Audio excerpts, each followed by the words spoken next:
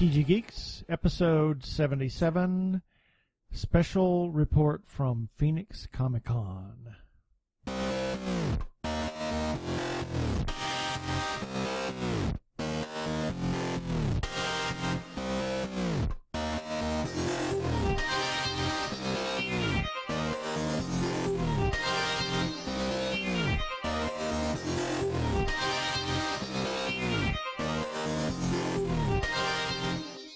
Hello and welcome to another episode of Two Geeks Webcast, where Ben and Keith, the Two Gay Geeks, talk about all aspects of geekdom and nerdery.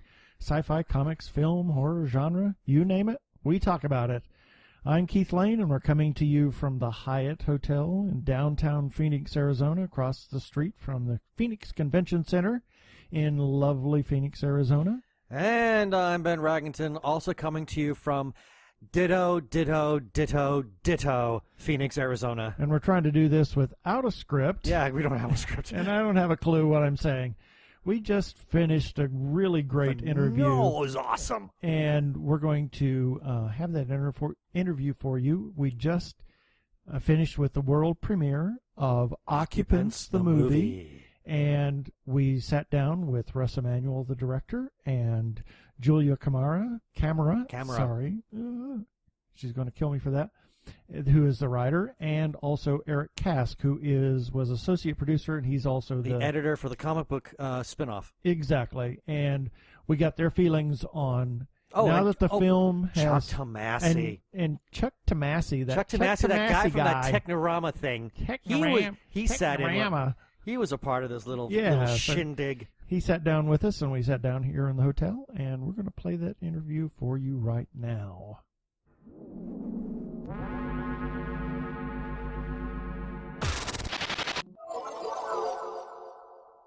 And greetings from Phoenix Comicon. This time we have several guests sitting in our hotel room. And that sounds so kinky. Yeah, it does, actually. Yes, thanks, Chuck. We have Chuck Tomasi from Technorama. Hello! Mr. Technorama himself.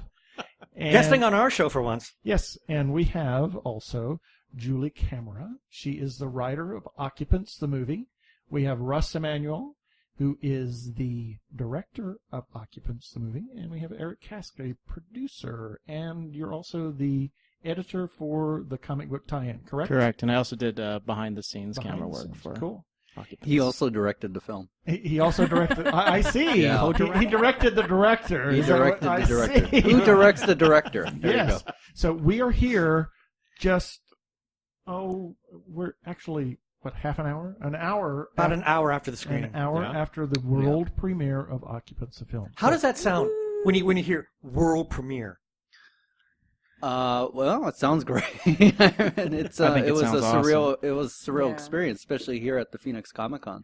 It was incredible. Yeah, I was pleased with the crowd. It was a pretty nice crowd. I was going to say that. There was only a couple of people in there whenever I sat down, and then when the movie was over and they brought the lights up, I looked back and I thought, look at all these people that came in. All these people that came in. Yeah, people started coming in. I've noticed that. Cool. And the good thing is they stayed.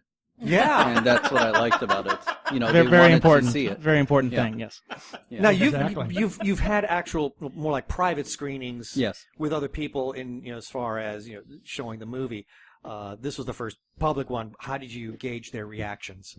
Oh, it was great. I mean, people were laughing at the right moments. People were gasping at the right moments. There's this one scene in the film where I look forward to that gasping reaction. Could that be scene 69? Yes, it is scene 69. So we can talk about this now. Infamous. We can talk about this now. We didn't want to talk about it earlier because the premiere had not taken place yet, but we can completely talk about this now. Yes. That is one incredibly powerful scene where Annie hits Annie. Yes. And it's not masochistic. Nope. Not in the slightest bit. There's something rather sadistic about it. Yeah, and what I like is, it took a group effort to make that scene happen. But I was thinking right before we shot, Parallel Annie, why don't you look at the camera? Right. Why don't you own that scene? And she knew that kitchen inside out. This was her moment. Yeah. And I think that's what brought out the freak factor. You just talking about Brianna, the actress, in the third person. You said Parallel Annie. Did you address Brianna when you were directing her? Did you refer to her in those terms to help her with her character. Oh yes. As she was getting her, you see, we first filmed her, for anybody listening, we filmed her for the first 7 days as real Annie, and real Annie has blonde hair, natural blonde hair. So Brianna has natural blonde hair. Now, she has to transition to parallel Annie, who has brunette hair. And that took about 5 hours, basically, with the dye job and everything. So during the time when the dye was setting in, during lunch, I sat down with her, and I had a extensive character breakdown, her backstory, parallel Annie's backstory versus real Annie's backstory. Wow. And I told her, this is what I think happened, and the reason why you turned out differently from your counterpart. Just a little differently. Just a little. Just a Just a little. tiny bit. Is this anything that we might learn more about in either the comic book tie-in or possibly when you do get a distributor, and this might be like some sort of behind-the-scenes footage? Well, I meant, or in a sequel. no, that would be a Julia. Sequel. That would be Sequel. a Yeah, let's Julia do it. question. Let's do the Let's sequel. do the sequel. I would love to do a sequel. Yes. And Yeah, I'm guessing, me too. And I'm guessing you already have an idea. Yes. I have a vague idea that could be fleshed out very quickly. Which we sort of came up. We we kind of talked about it during a previous trip to Arizona, Yeah. where it took we were together for 12 hours total. So Yeah. during those 12 hours, we started talking about a sequel. Cool. Yeah, it was a lot of Mhm. bonding and Yeah. rainstorms and Oh, lightning. rainstorms and lightning! Yeah, Oh, it was wow. a Oh, very you're coming great through experience. monsoon season, huh? Yeah. Yeah, We- Yeah. that yeah. that Must was have been July or surreal. August or No, something. actually, It was that was October. parallel Arizona. October. Parallel It was Arizona. October, wasn't Really? it? Wow. You see, Oh, they were going through Pueblo Caliente. Yeah. That's a joke. We will Exactly. share that with you some other time. You see, as we were crossing the border from California to Arizona, there was a glitch. Ah, And then we glitched to I parallel see. Arizona, and It suddenly was- everything was turned upside down. Yeah, it sounds like it. Oh, wow. But I got nothing. there is definitely a backstory to the real versus the parallel couple, Oh, cool. which is not in the film, of course. But Right. in order to make the acting more credible, I wanted to give them that background to Right. kind of make them understand why their characters turn out the way they did. And of course, as I was explaining before, I had them bond together. Right. Just meet up for coffee, just find out each other's mannerisms. Otherwise, how are you going to believe them Right. to be a real couple? Yeah, we have another director friend that lives in San Diego that he has regular meetings with the whole cast and the people that are supposed to be married. They have to sit together and they have to pretend like they're married for these meetings and all that kind of stuff. So that's really cool to hear Yeah. that other people are doing that as well. So it's kind of a method. It's type very of it's thing. very method, and we purposely rented. We rented the place where we shot the film, The haunted house. the haunted house. Yes, Yes. but it's a very beautiful haunted house. But we purposely rented the place one extra day before, and that one day before was for preparation, not only for the production designer Tatiana Kolonov to set up, bring in her palette or whatever you want to call it, the paintings, props, and whatnot, but also for the actors, so that they can get to gauge the the rooms itself, so that they can understand where they're I guess where they're living. So they had to know, okay, I could, in the script it says kitchen or living room or the other rooms, but it's just in a script, and they're like, okay, so there's an interior kitchen scene, but I wanted them to actually see and understand the interior kitchen scene. Right. And so I took him throughout the house on the day before we started shooting. Oh, cool. And I also we sat down and just went over the script. Right. And then I was going to say, how much rehearsal time did you give them? Because as I was watching it again tonight, I've noticed, especially at the beginning of the film, where we see Annie and Neil, Annie's giving the whole thing about, this is what we're going to be doing, whatever. And I'm watching their interaction, and I really felt like I was watching a real married couple that were doing something for YouTube. So, and it felt so natural, not just the fact that they were comfortable with each other, but just the beats in the way that they spoke. Yeah. Because like Keith and I mean, we've been together for nearly 20 years. So we have this this synchronicity in the way that we speak with each other and around other people, and I caught that with them. Yeah. So I'm kind of wondering, was there a lot of extensive rehearsal time, and how much of it was really scripted versus how much of it was kind of vamped? Well, I'll tell you this: we cast Brianna on September 19th. And we started shooting on September 24th. Oh, Lord. Oh, my gosh. So in Wow. terms of prep, there wasn't quite None. a lot. Yes, but there was a weekend before. weekend. And that weekend I said, you guys have to get together. You guys have to... Go in the just- woods. Well, What? not like that. Yeah. But they... Yeah, That's please a don't start that rumor. That's a different movie. Right. they- And we will be talking to Brianna tomorrow, hopefully. yeah. Well, they have their respective spouses, in real life. Right. But, I meant, as for actors, it's about listening to each other, Exactly. right? And so that's, I just wanted them just to talk it over, to gauge each other. Right. Yeah, I'm gonna take credit on their beautiful report because I've been married for a very, very long time. Although I'm very young, I have been married for about 13 years. Wow. So I did base a lot of Neil and Annie's interaction on, my real life marriage. If anything, the more I watch this movie, the more I feel like, yes, Neil is definitely my husband. Like, as far as... Parallel Neil or real Neil? Well, yeah, it's funny because then people ask me that. Like, no, not parallel Neil. He was- Original Neil. He deserved what he got in the end. in my opinion. Original Neil and Tim, my real life husband, they're very similar. Like, I definitely gave him that jokey,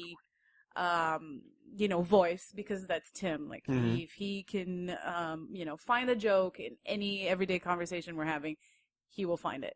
And we've been together so long that I anticipate his jokes. And sometimes he hates me because he doesn't get to do the joke because I know the joke's coming. I see it miles away. Trust me, I live with that. Right? I live Yeah. with that. Yeah, we know. It's like I can't pull anything over on him. Every once in a while. Once in a and it's while like, you do. Yes! Yes. I know, it's like arms race and victory. But yeah, when you're together like that, you can anticipate each other's gags. Yeah.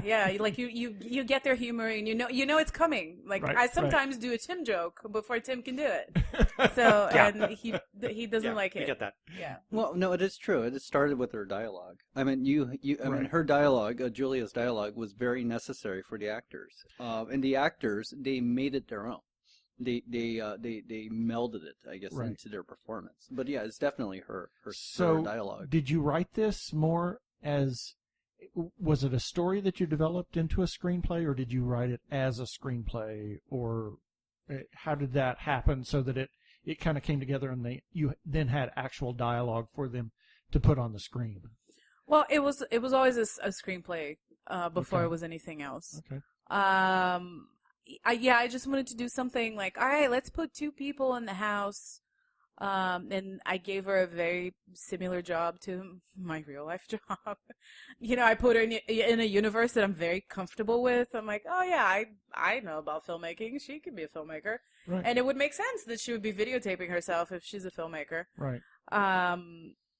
But it was always meant for the screen. It developed like that. I don't know. There's something that I want to talk about, but I don't know. Can I give away plot points? It's been premiered. It's been premiered. Go for it. Well, I mean, it's up to Russ because he's the director, and I know. it needs to probably go out there. Maybe A yeah. little Maybe more a mainstream. little I bit. should. Well, I There should. was there's but- something that I won't mention what it is. Well, I'll tell you this.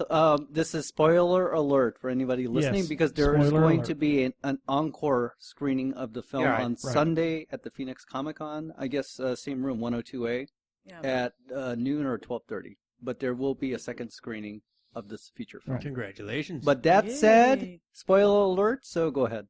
Spoiler alert! The whole idea behind parallel Neil drugging parallel Annie. that was kind of ripped from the headlines. That was a story that I read, I don't know how long ago. Some guy drugged his girlfriend to make her miscarry. Ooh, And, harsh. And then I think she was able to prove it and brought up charges, and hopefully he's in And jail Julia's somewhere. going, this is good stuff. I got to get Wait, this. I know. But honestly, I'm like, this is You fascinating. can't make But this Julia- stuff up. You really Julia, can't. wasn't that your first husband? Oh. What? What did I say? Wow. You said spoiler alert. Yeah, there we go. That's a big spoiler. That fixes everything, Ross. Right. There's No, spoilers and then there's legalities. Yeah. We could fix this in post. Yes, Yes. we can. This Exactly. one's not autobiographical. No. From a production standpoint, this is an occupational hazard I have, having put stories to video back and editing them back together. How challenging was it to take Julia's screenplay, deconstruct it to film, parts 1, 3, 5, 7, 9, and then go back and film 2, 4, 6, 8, 10, and put that all back together? Yeah. Because you had to get all of House in this configuration filmed, and then with the actors blonde and bearded, and then go back and film all the rest, and then put it all together coherently. Yeah, and maintain a sense of continuity. Well, there's our first assistant director, Clifford Brakefield, was very instrumental in making that happen, and so was our script supervisor, Alexandria Sanders. Oh, cool. And basically, we hired them a couple weeks before we started shooting, so we actually had a lot of prep time. And then we deconstructed the script, scene by scene by scene. Yeah, you'd have to And have that- like every storyboard Yeah. frame color coded and go do all the green ones today. Yes, and also our director of photography and editor, Emil Harris. He was very instrumental in doing that. Wow. I'm giving a shout out to the crew, but It really Nina is. Manelli, costume, Yeah, Alicia kudos to Bajor. them. Yeah, because one of my Make favorite moments is when Evil Annie is in regular Annie's universe and she's like trashing the house. Yes. And we've seen the result already, Right. and That's now what- we're seeing the cause. That's where my Yes. brain it's- kind of went. I went, That wow. the camera work and the editing on this is superb because they were out of order. Yes, I have a funny anecdote again. Go Oh, for it. please. This is Go what for we it. live Please, for. we Okay. love this. Well, our By the way, she's been nicknamed Darth Annie. yes, Darth Darth Annie. Annie? Darth Annie. By Okay. Well- USC, screen. We had a At a screening. USC screening, and one of the audience members nicknamed her Darth Annie. Yes, we had a screening at my alma mater, it was the at the University of Southern Lucasfilm- California. Yeah, at the George Lucas Lucas Theater, building. Yeah. yeah. In fact, it was a theater seated 200 people. We had about 180 people show up, so it was pretty Nice. full. And it was a theater that George Lucas himself designed. And again, this was at my alma mater at the USC Cinematic School of Arts. So I did but- not go to USC. I'm sorry. So you I weren't visited invited? USC. No, I went to the screening. I Oh, didn't- good. I went to a Good, different good. film school. Shh, don't tell anybody. Okay, so your anecdote. Your So- anecdote. Your anecdote. My yes. anecdote, my Darth anecdote is our unit production manager. Her name is Jennifer Durst. She doubled for Annie, for Darth Annie, I guess if you will, during that scene that you were mentioning where she trashes the place. So we had to have a hand double. And that's the hand double that touches Annie's belly. Because otherwise, how could we do that? Yeah, It's not I kind possible. of wondered. So we got I really didn't consider that. I figured it was just a hand double. Okay, well, we were looking at different hand models, and her Jennifer's see your hands. hand. Yes, her hands. It was perfectly. There's nothing silly similar. about that. There's No, nothing no, silly no, about no, that no. at all. In fact, a lot of big name studios, whenever they need that kind of double work, they're always looking for some kind of physical similarity. Yes, Yeah. yes. Now, what is funny though is, remember, I was several days into the shoot already. So she did her job, right, and she did a great job. I said, "Okay, great job, Jen. Nice hand job." Oh! And then everybody started doing this as you were doing, and I'm going, what? And then I'm going, oh yeah. no. I hate when that happens. Yeah. fix You it say in something post. and then Because it's like, I was actually being very sincere. She did a very good hand job. Never mind the yellow stuff on the hand. Yeah. Oh, don't give away any plot. Too far, you guys. Yes, remember, it's gender neutral. Well, Jennifer actually, little plug for Jennifer. She actually does this show where a lot of the show is stuff like that, right? She does the, do the, a the show, web yes. series that Yeah. she does She is does, exactly the kind of uncomfortable stuff we're talking about right now, right? Yes. Like hand jobs and stuff? Well, What? it's I called. think It's actually it has called. stuff like it's yeah, called, and I guess this is going to be not a PC show, but it's Uh-oh. called the Vagina Diaries. Oh Yeah. my Oh, god! nice. Well, that's okay. Okay. We can I talk, call it we the can say V Diaries. vagina. There we go. So I want to ask, since Eric's just kind of been sitting over here, kind of listening to all of this, I want to ask about the comic book tie-in. So do you want to tell us about that and where you are Absolutely. with that, what's going on, how that kind of came about? I know Russ has already alluded to that in several of the interviews we've done, etc. And what kind of content can we look forward Exactly. in terms of that? So the comic book itself, coming from a producer standpoint, I was looking at ways that we could promote the film better. So it is very much sort of the classic movie tie-in book. It's meant to promote the movie because we've been hitting a lot of comic conventions, expos, things like that. That's where we're doing really well. And I think that's because we're a genre film. And so we're doing... it never dawned on me. Never. I never got that. No. Yeah. Well, it's interesting. So we've been doing very well with the comic conventions, and we got some offers right off the bat after our very first the Comic and Media Expo, which was the first public event that we had before the film was ready to be shown. And they had a sister event that's called TaioCon, which is actually a bigger event than Comic and Media Expo, even though it's at the same venue. It's an anime convention. So we were kind of invited to participate, and we wanted to try to figure out, well, what's a good way that we could tie in to that audience, and because we're not an anime movie or anything like that. And immediately I thought, well, maybe we could do kind of like a manga style comic book. Maybe that would tie us in, that we could go to this event, because I knew it's a good event. And it started there. And then as we kind of were fleshing it out more, and we started to realize we were getting more interest in other sci-fi events, comic conventions, it kind of morphed into more of a mainline comic book. Mm-hmm. Because also that was part of the artist that we ended up with. I Because was going to ask, because who did you get contracted to actually do the artwork for that? Dave Beatty, who is has a background in Marvel and DC comics, not in manga style comics. Although we told them that we kind of were coming from that angle. He's a traditional comic book artist. At least that's the stuff he's known for. So he did actually do an independent book called Bushy Tales, which is very, very manga inspired. That's his creation.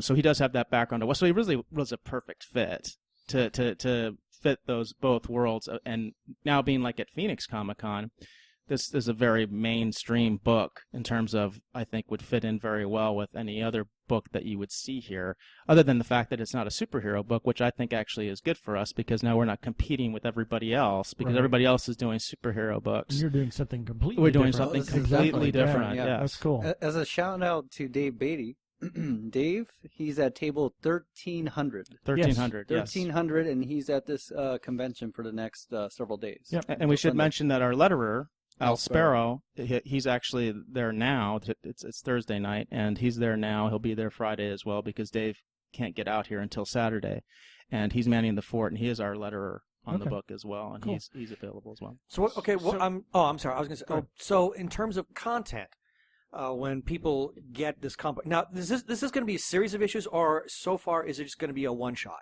It's a one-shot, specifically. That's the way I actually pitched it to Russell. I introduced him to that term. He wasn't familiar with what a one-shot It is was. 24 pages long. 24 That's now I know. That's like almost like a graphic novel. So Yeah. there's actually a very good example right now as far as what I was thinking myself, and it's something that the big studio did, is where they explained how C-3PO in Star Wars got his red arm. Right. They Oh, did it yeah. through a comic book, a one-shot, which I actually loaned to Russell. It kind of showed him what my idea was, and you can see that great minds think alike, Disney and me. So, There's a Disney, George Lucas. We're trying to tie it on that's to right. Star Wars. So, but yeah, that's You bucking exactly for a what they job did. there? So what's interesting is that, and what I like, we are taking the same approach, honestly, as Disney and Star Wars, which is the everything matters approach. Right. So rather than have what you see in Marvel and DC currently, where it's the Marvel Cinematic Universe and it's the Marvel comic book universe, and they're separate. Obviously, they influence each other, and they take plot points for the movies from the comic books as well, but they don't relate to each other. One doesn't impact the other. They're completely different. They're parallel worlds. That's Right. one way to look at it. Is they're parallel worlds. So what happens in, for instance, like I think in Marvel Comics now, Captain America's a bad guy. He's a Hydra agent. Right. That's not affecting the movies at all. He's still a great guy. We all know that, right? Not until 10 years from now. Not until 10 years from now. That's kind of the way it happens, right?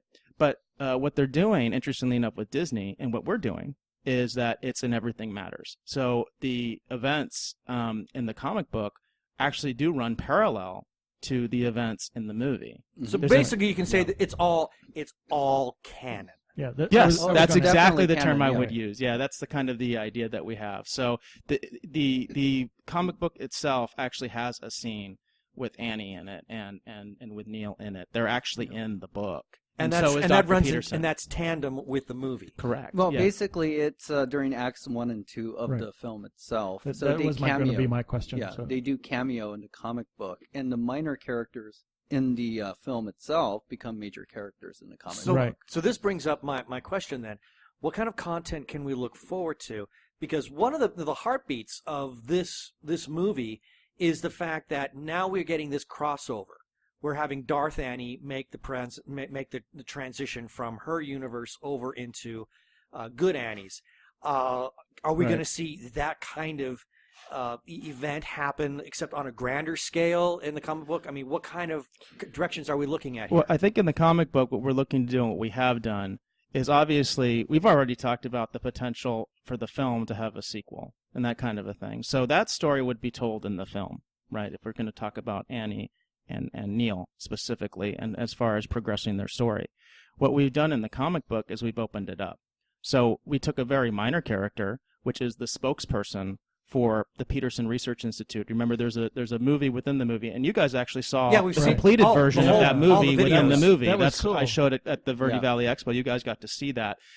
We show that at events where we can't show the whole movie, and it's a 20-minute featurette, and it's the whole Peterson Research Institute video, and that's really the bridge. Mhm. That's actually the bridge between the comic and the feature film. Yeah, I should mention that Chris Winters, he plays the PRI rep in the film, Right. and then we basically assign him as the son of Dr. Alan Peterson. Okay. And he's a major character And he's a in the major comic. character in the He comic is the book. major character of the comic And book. also, as you're mentioning the PRI videos, PRI being Peterson Research Institute, which is the company that Right. Robert Picardo's character pretty much runs. Anyway, one of the cases was my friend Timothy Lee Conley. Right. And it was the only other case that I assigned to Los Angeles, just like the Right. Curtises in the film.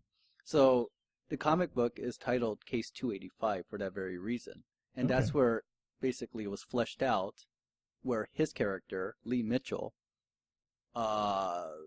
sort of saw kind of like parallel glitches and whatever not. But not to the point where it would give away the film. Right. Yeah, because again, it runs simultaneously with the film. So again, the film, what happens in the film, Stays in the film. well, it stays in the film. But before Case 831, which is what the film is, it was just glitches on the TV. What Case 831, the film, did was it took it a step further, and suddenly what was happening just on TV is now happening in real life, interactive. Okay, Right. I think So- that's where. Oh, I'm sorry. Go ahead. The 20-minute featurette that you have, is that going to be part of the material that would be Yeah. released on the DVD? Yeah. Okay, It's good. it's also Yes, absolutely. Yeah, you that's had the said idea, that you yeah. had lots of material, Oh, and there's quite a lot. I wanted to ask that because yeah. that is the coolest thing. That's why we said we have got to talk about that was the selling point. Yeah. Was Yeah. watching that video. Now, going back to the comic book and the story that you've got there, as I said, with Annie and Neil in this film, the big detail is the fact that they're crossing over. Will not necessarily with Annie and Neil, but with other people.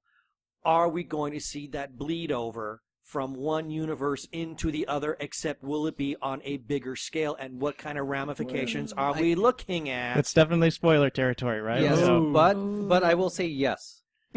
Yeah, well, that's- we go out with a bang. Yeah. I can say that. I want one of those portals in my house because I would be sending my cat through to trash their house, and then he'd come right back. But you don't want Darth Todd. Yeah, it's a Darth cat then. Yeah, you don't want Darth Todd. I mean, Todd's already really a character. I can't imagine with Darth Todd. Darth Todd will burn your house down. Yes.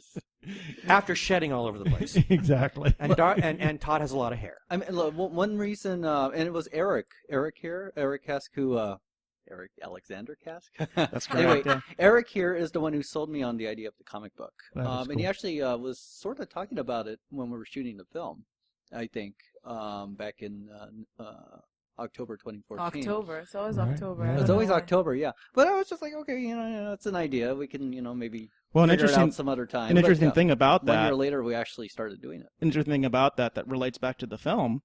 And Russell was talking earlier about how he was taking the actors and really trying to get them to know the house and things like that. Well, Russell really knew the house, and that was because we were basically living on set Mhm. during most of the shoot. I came a little bit later. I think you shot about 3 or 4 days before I Yes. showed You- up. I showed up for Picardo Day. That was the Picardo day, Day, like, as we everyone call it, showed which up. is and day 4. I showed up Right. that For day. some reason, Yeah, I wonder everybody why. showed up on I don't know why. I can't even begin to imagine why. My husband and child showed up for. Yeah, I said, why? That's What's right. going on? What's up I with think this? I had some footage of that too. Yeah, Yeah. yeah, So, yeah. and because I was doing the behind the scenes shooting at the actual shoot, Mhm. and but the interesting thing about that was I started staying there as well once I got there, and so there were nights where Russell and I were just up and talking, and so we're just starting to go over ideas, and I'm talking about stuff that's not even related to Occupants, because we're also friends, we're personal friends. Mhm. So I'm pitching stuff to him like, I had an idea, that kind of a thing. Right. So yeah, there was all sorts of things I was throwing at him that weren't even Occupants related, and I've definitely tried to pull him more into the comic book stuff Mhm. because I would say Russell has an appreciation for comic books, but it's not like your thing, No. so No, it isn't. You had to push me into that territory, I guess. What was it that sold you? Maybe okay. That was October 2014. Then in April 2015, we shot the PRI videos, those videos that you saw, and then I don't know, a couple months later, I was thinking, look at all these videos, and then we created this fake Peterson Research Institute site, and I'm going, maybe we could do something that's more viral, more transmedia, if you will, Right. try to get it out there. I'm going, and then I think what sold me was the fact that he's like, we could expand this universe, and we could do things that, for budgetary reasons, in the feature film we could not do. For Right. instance, explosions and. that's the bigger producer grand- talking, by yeah. the way, Yeah. too. That's Yeah. because I think Oh, yeah. about those things. Yeah, and exteriors, and just you go all out. And then he's the one, is the comic book aficionado. He's the one who knows people like Dave Beatty. So without Eric here, I would not have, talked to. I'm sorry. I would not have talked It's the to. Cracker Jack. It's the Cracker Jacks. I was eating Cracker Jacks, people. It's delicious, but it gives you a little flump. Anyway, so They're also fake. They're not in the box, so they're, Yeah, they're I not know. real You Cracker just blew the Jacks. story. They're imitation Cracker we Jacks, couldn't as far as find I'm the real concerned. stuff. There isn't any real stuff. We just lost our sponsorship with Cracker. Yeah, I Dang apologize, it. but it's quite delicious. I think we lost it a long time ago. But again, it's Eric here. Eric, again, we met one of my films called Girl with Gun 10 years ago. It got into the Phoenix Comicon, and that's how we met. It was a good 2006, I guess. It was 10 Yeah, years that's a ago. while It was ago, yes. literally 10 years Mhm. ago. Wow. And then over the years we kept in contact. He was on set for my first feature film, PJ, Which and was then- awesome. That was an well, awesome well, day. thank That was you. an awesome Yeah. scene. Day to be there. That was the accident scene. That was really the accident cool. scene. Yeah. It's a different film. It was John Hurd, Right, the Home right. Alone dad, and Right. Hallie Kate Eisenberg, who was the Pepsi girl, and you go on. Anyway, Right. it was a great experience. It was. I neat. was like, I was 29 years old.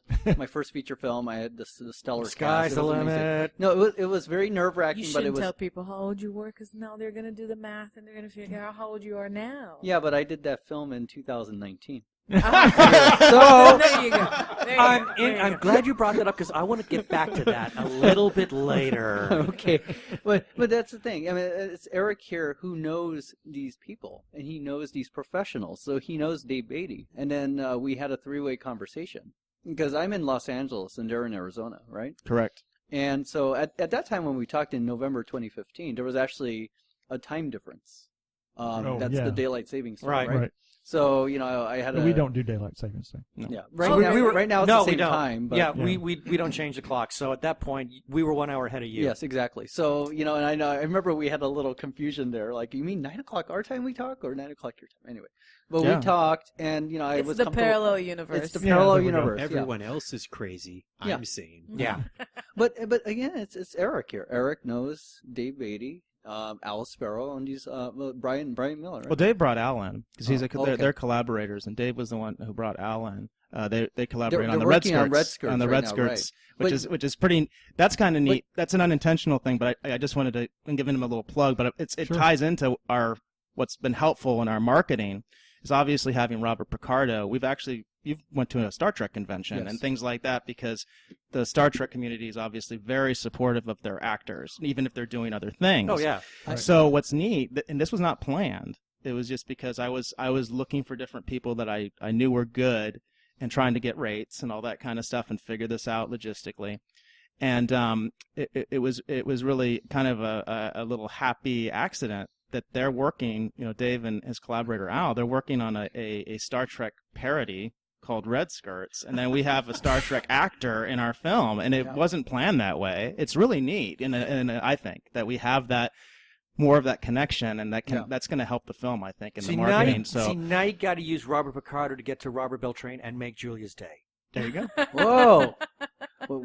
What were you talking about, Julia? Well, she just happens to be a big fan of Chakotay. Well, really? Here is why. He's here. Yeah, I know, and hopefully I will get to meet him.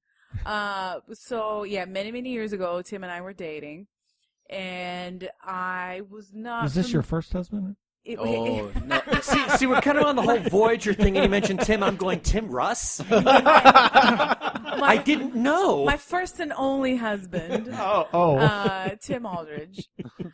We were first dating, and we would watch, Voyager all the time. Yeah. And it was in syndication.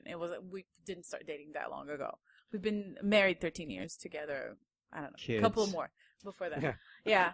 And so it sounds like a really lame courtship, but we would go to his apartment. Trust me, it's not. No. It's not. No, you it's haven't not. heard ours yet. We would go to his apartment and watch Star Trek Voyager. And at that point, I'm going to have to confess, I wasn't very familiar with the Star Trek franchise at all, but I'm like, a woman is a captain? Like, this is freaking awesome. I want to watch yes, let's watch this show again. The show's on again. Let's watch it. Let's do it.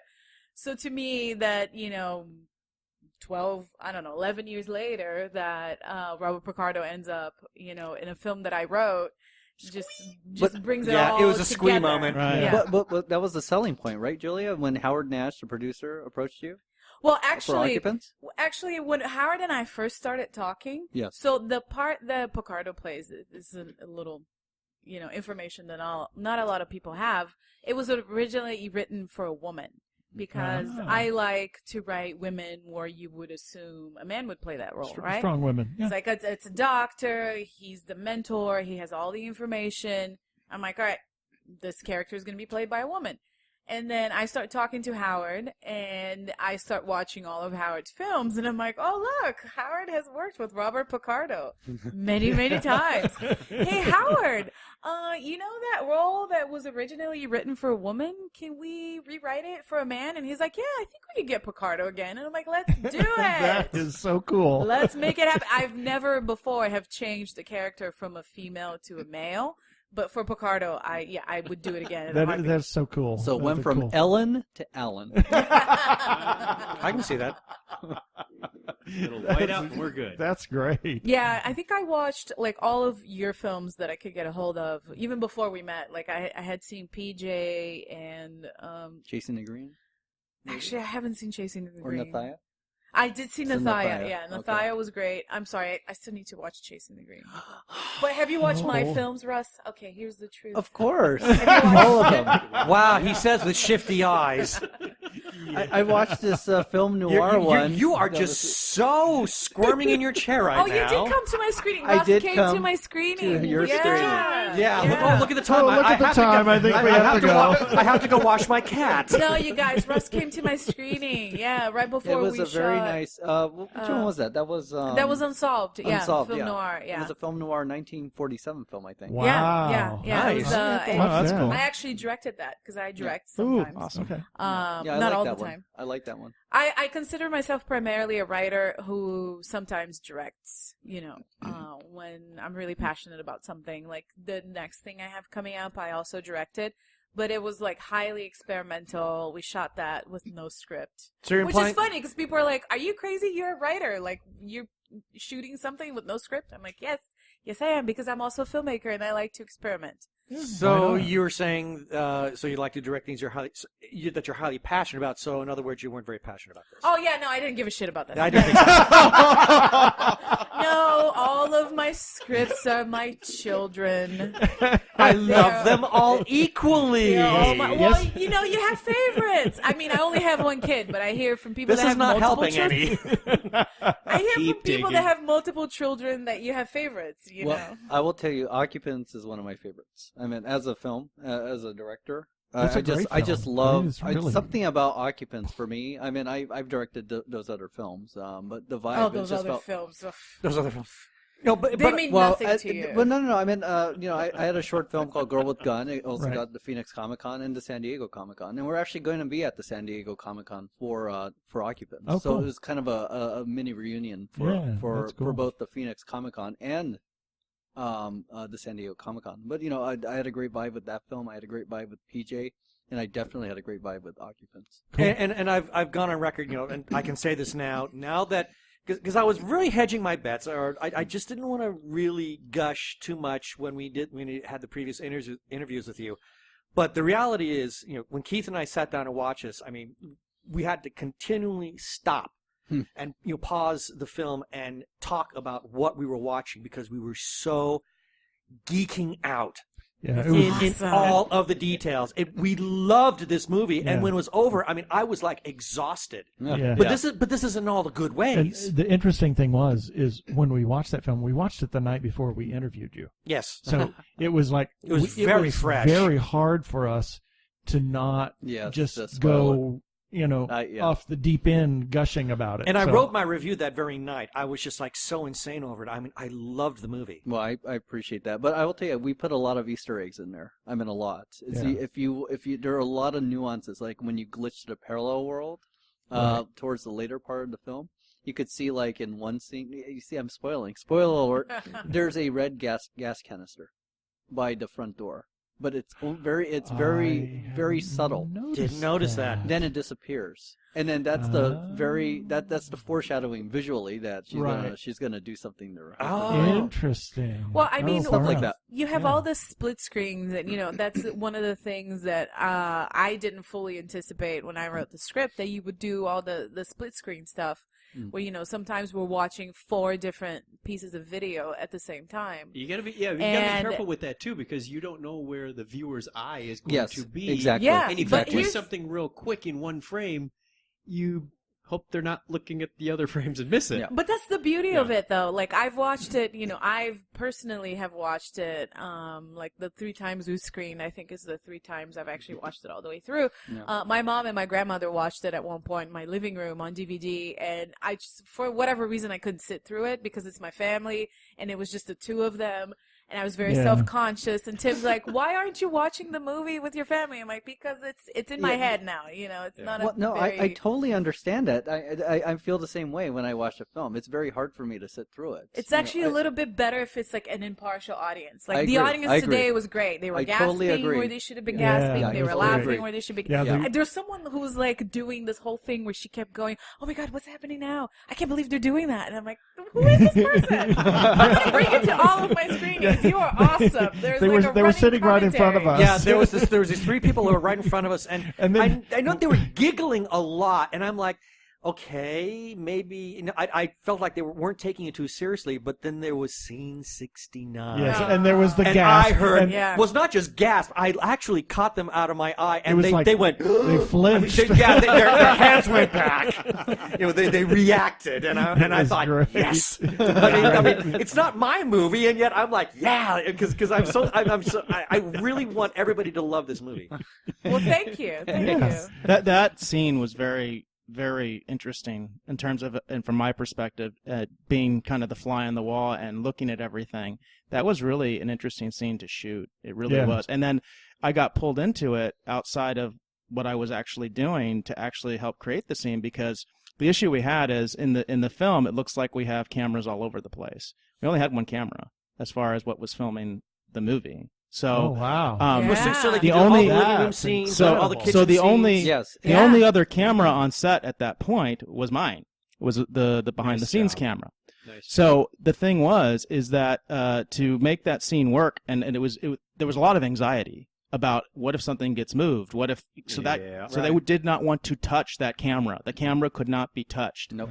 So the only way we get around that was literally I was standing over Russell's shoulder, and he was watching on the monitor, because that's what he would do. He would watch on the monitor while the director of photography is operating the camera. So he's watching on the monitor. I just filmed over his shoulder, and that's how we were able to make sure that we had the exact right cadence and everything. And Russell actually pulled out his laptop and had his editing software that he put that into to make sure that scene actually worked. It was really interesting. And then really, what was really my interesting. reaction? What was my reaction? Oh, when he it was worked? he was elated. You know, I was just like, yes. Yep. And it was so cool to watch, because even with the software that he had on his laptop, it really looked cool. Even just, not fully rendered and everything. It's Right. like, that looks awesome. Yeah, That's it so worked. neat. Great scene. And I have to take that Great credit that scene. I helped make that Yeah, scene, thank because I you. was just like, Thank you. that was so cool for me. I would not have moved on if I didn't have 100% confidence that it worked. So, Eric, thank you for shooting that. That was awesome. It That was made great. me feel really good to be able to, because it was so important, and it was like, hey, I actually helped make that scene. I was happen. getting So- nervous when Evil Annie was in the living room or the dining room, taking that perspective shot to figure out where did this come from. Yeah. I was so afraid she was going to hit the tripod. But that's okay, But in her because, world- there but is you're- no tripod. Yeah, in No, her on her world, there is side. no Yeah. tripod. There's nothing there. So Yeah. Producer Mind. that's how we did that. That was pretty easy, actually. Well, that's one of the No, things but that you're correct, though. I was afraid she would hit the tripod, too. that to me, as the writer and also a filmmaker, that's one of the scenes that I truly appreciated how Russ staged that particular scene, because I've always envisioned, like, at one point she's going to have to enhance that image to read what's in that prescription bottle. Yeah. And yet every time I watch it, I'm like, it's so brilliant We that, have to have that. that the bottle is right there, and that he puts it in his pocket, and that whole, just the way that the staging of that scene to me is really exciting, and I don't think it was ever scripted that It's way. downright so. creepy. Yeah. It's very creepy. Now I got a deep geek on something here, because Go ahead. I noticed this. No spoilers. Well, oh man, this is gonna be Sort of tough. spoiled. Spoiler Spoiler alert. Okay, Spoiler. I'll have to make another note here. I have to go to Spoiler, spoiler territory here, because there's no way I can get around it. And I noticed this the first time Keith and I watched it, and then I caught it again when we saw it tonight. Now, in terms of the chronology of events, there's a moment where in Annie's office we see something kind of flash in the background, and I'm trying. Okay. Spoiler. Spoiler. It's very close to the end. That's why it's like, yeah, Right, That's, okay. That's a big spoiler. It's Neil, yes. and I'm assuming he's on fire. Yes. Okay. He definitely was in pain. Okay, We don't know exactly what was going on. But he looked at the like he time. was burning. Yes, yeah. He wasn't when we shot him. He was not burned at all. Nothing. It was the visual effects people that made him look like he was burned. Because I noticed that a little bit later is when later it's in a foreshadow. It's a foreshadow of what happens at the very end of the film. Because Okay, remember, so it's already- it's more of a technique as Yeah. opposed to something literally happening in the story. Because if he really was on fire, then it's like, okay, maybe events are not exactly happening in synchronicity. Maybe time runs a little bit more compressed in one universe as opposed to the other. basically what happened, and correct me if my chronology is wrong, Julia, but he's already been set on fire. Yeah, He's no, already he, been- Right, because they sent the camera back. I just spoiled But it. they sent the camera back. But the camera, Yeah, Spoiler alert. I know. We're going very, very spoilerific here. So, audience, please forgive me. And you're Yeah. making it very difficult for me to edit this tonight. I know, and I'm really, really sorry, but maybe I should take this off mic. But it was this story point that's just really like been nagging at me in the back of my head about it. So the interesting thing is, from a writer's perspective, that flash of Neil was always there in the script. The fire portion was actually something that Howard suggested, so it got put in later. So in my head, it's not; those two events are not always connected, because when I first wrote the story, there was a flash of Neo, but we didn't know what was going on with Neo. Like the last time we saw Neo, he had collapsed after being drugged by Annie. So we don't know if he's dead or alive. Right. Like we don't know if she gave him enough, drugs to kill him or just make him unconscious. And who knows what she's doing? I don't know. In my head, I'm like, she could have been doing I would have done a variety of things. And I will think- offer a third explanation, which can also tie into some of the stuff that we're doing in the comic book. What if there is a Neil number 3? Ah. That We're is talking. true. The whole Look. premise of the comic is these No, massive, you're correct. You're- multiple parallel universes. That is so, true. And he could have been burning at the Because same we joke time. about that, Yeah. Eric. Number In 1, the- 2, 3. Actually, For I all could the- accept that. Yeah, we almost brought in actually a third storyline, Well, which was Parallel World number 3. which is a very Because very you're sound correct. idea, because quantum mechanics, and you start going to the of quantum mechanics, and you start looking into string theory, for every single decision that a person makes, there's Yeah. always another decision, and another reality is literally being spun off at every moment. So string theorists are postulating the idea that at every given moment of every day, there's an infinite number of alternate universes that are being spawned at that time. So, yeah, I could accept the idea that maybe we're looking at yet another, like an Earth 3 or something. Well, in the comic book, it is another universe. That's what I'm saying. And there's probably a Neil and Annie. I was going with the actress's name instead. But there's probably an Annie and a Neil in the main world that we play with in the comic book, which is another parallel world. So the It's whole not- idea of a huge multiverse might Correct, actually, could actually feature in as a story point in the comic book itself.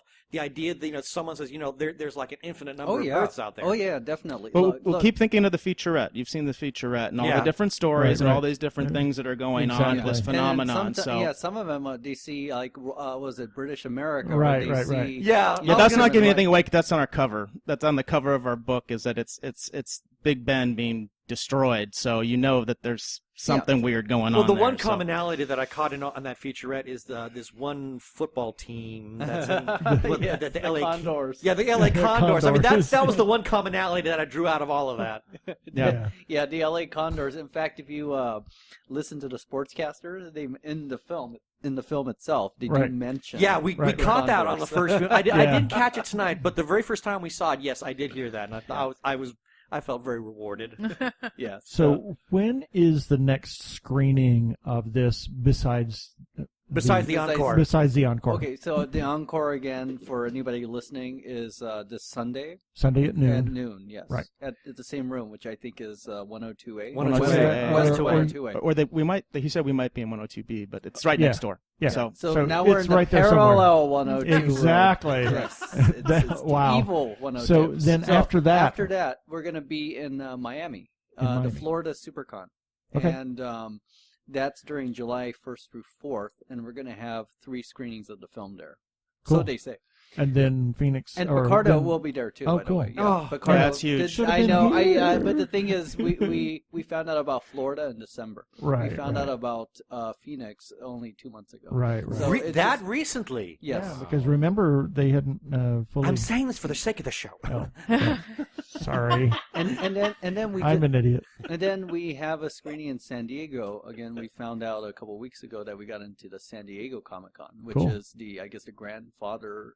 Yeah, of the granddaddy. granddaddy. That one in Comic-Cons, New York yeah. are like the two biggies. Yeah, and so and again that was I was very elated when I found out about San Diego. But it turns Yeah, out it's really cool. that they actually accepted the film on April 27th, but I never got the email. Oh, so it took the no. director to call me. Says, "Do you still want to be part of the San Diego Comic Con?" I'm like, "What?" April 27th? I know. I did not get the email. I think it must have gone to the parallel world. Yeah, oh, there we go. That's your excuse, and you're sticking Even to it. Annie came in and hit. That was the day of our USC screen. No, I know. actually, I think it was the day after. It was the day Yeah. before, wasn't it? So Darth Russ I said, think I was too. no. I think I was so busy prepping for the USC screening, or it happened on that day that I must have misplaced the email. So Wow. blame it on human error on my parallel self. All right. Well, thank you very much for being with us. We've had Eric Kask, who is the producer of the Associate film, producer associate of the producer, film. and editor For the of the comic, comic yes. book tie-in. Russ Emanuel, who is the director of Occupants, and Julie Camara, who is Thank the you. writer, as well as Mr. This Technorama. Mr. Technorama, My Mr. pleasure. Mr. Chuck Tomasi. And for Keith and Ben, we're signing off. Cheers. Thank you. Thank you. 101. Yeah, 101. Smart Alec.